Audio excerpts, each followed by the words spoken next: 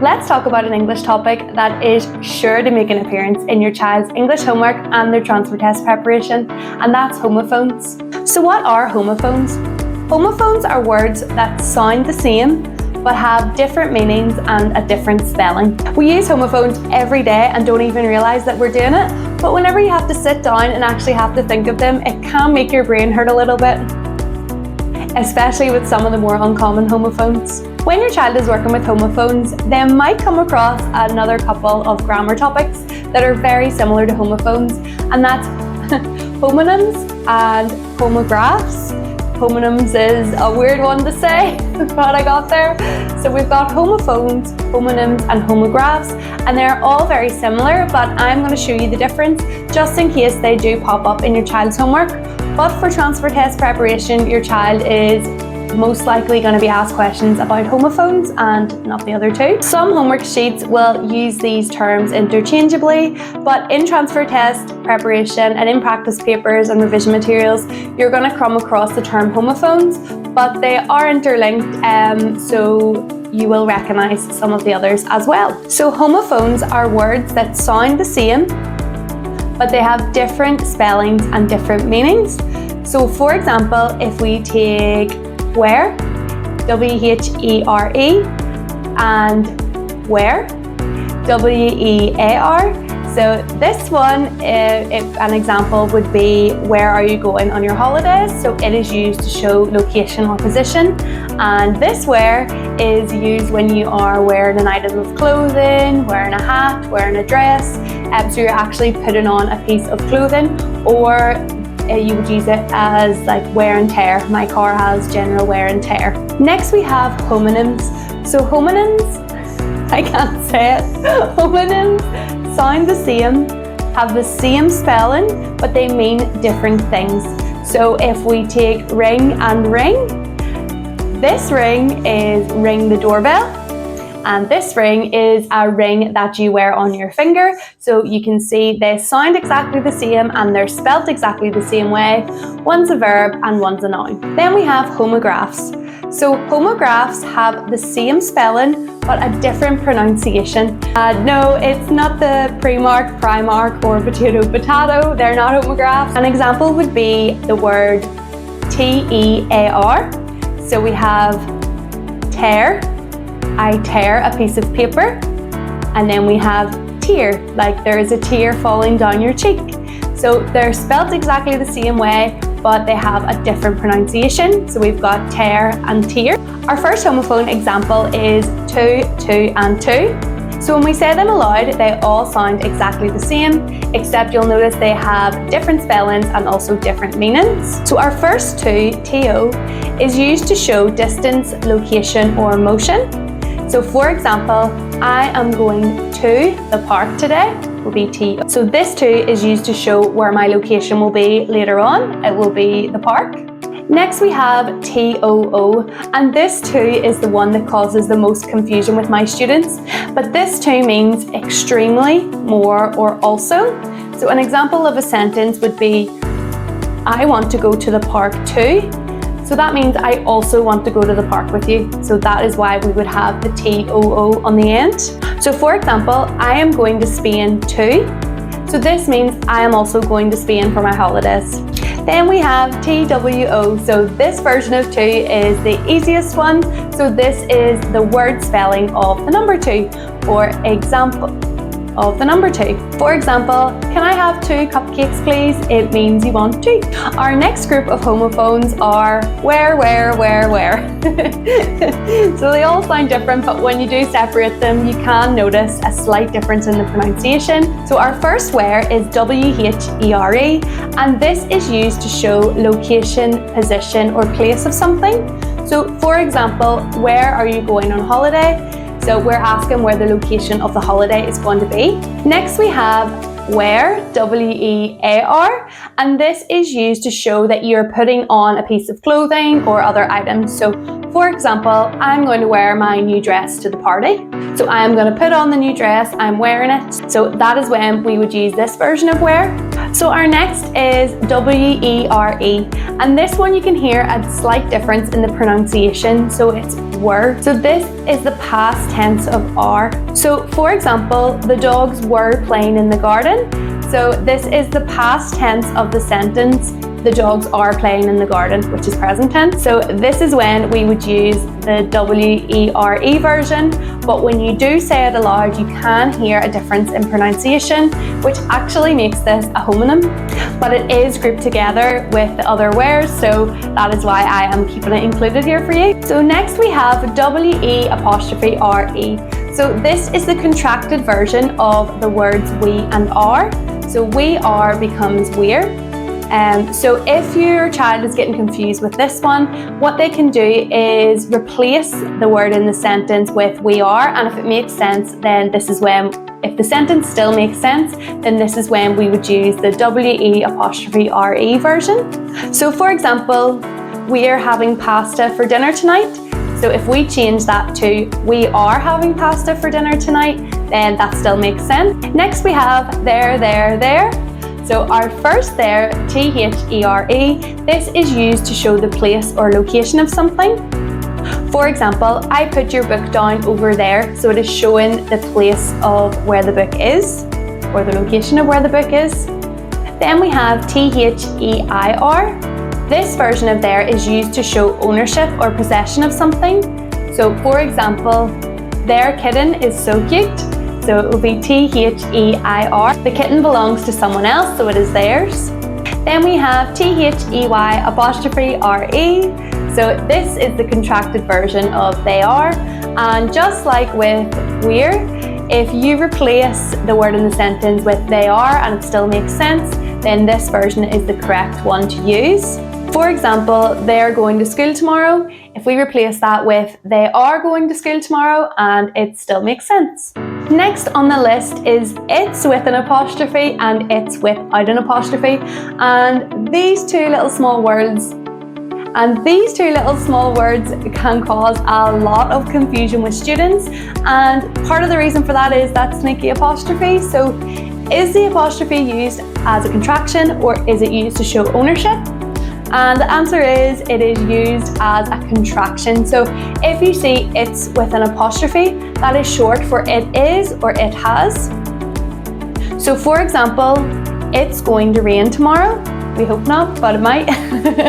Probably will. So it's going to rain tomorrow. We can change that to it is going to rain tomorrow and it still makes sense. Then we have it's without an apostrophe, and that's a possessive pronoun. So the cat licked its fur. So that's the cat's fur, and the pronoun used to describe the cat is it. So that's why we don't need the apostrophe. So even though the fur belongs to the cat, we do not need an apostrophe here. If you see it's with an apostrophe, that is the contraction for it has or it is. This is an important one to go over with your child because it is a tricky one. Then we have your and your. So we've got Y-O-U''RE and Y-O-U-R. So the one with the apostrophe is, you've guessed it, a contraction. So your is a contraction of you and are. For example, you're going to bed early tonight. You can change that to you are going to bed early tonight and it still means the same thing. Y-O-U-R, this version of your, is used to show that something belongs to somebody. So for example, where did you put your shoe? The shoe belongs to you, it's yours, so that is when we would use Y-O-U-R. Then we have R. So we've got 3 R's. One of them is the easier to remember out of all 3. Can you guess which one it is? But first of all, we've got A-R-E. So R-A-R-E is the present tense of the verb be. It can be used in the singular present tense, so you are, or it can be used in the plural present tense, we are. For example, we are going to the park. Then we have O-U-R. So this is used to show that something belongs to more than one person. So for example, this is our house, O-U-R. The house belongs to more than one person. So the last version is hour, H-O-U-R, and this is the easier of the three. So this is to measure a unit of time, and there's 60 minutes in an hour, so this one is one of the easier ones to remember. So for example, you still have 1 hour of the movie left, so that means you have 60 minutes left of the movie to watch. There are so many more homophones out there, and your child will come across a lot more than the ones I went over, but here are some other examples. We've got which, weather, see, would, seen, sun, wait, bear. What will your child's homophone homework look like? So there are a few ways that your child might have to work with homophones during homework time. And the first is identifying homophones. Then we have spot the errors with the spelling of the homophones. And then they might also have to write sentences using homophones. And of course, there are different ways that homophones may make an appearance in your child's homework, but these are the activities that I use with my students, but just be aware that there are other ones that could crop up. So if your child is asked to identify homophones, an example of this type of activity would be that they're given a sentence and they have to circle or colour in the homophones in the sentences.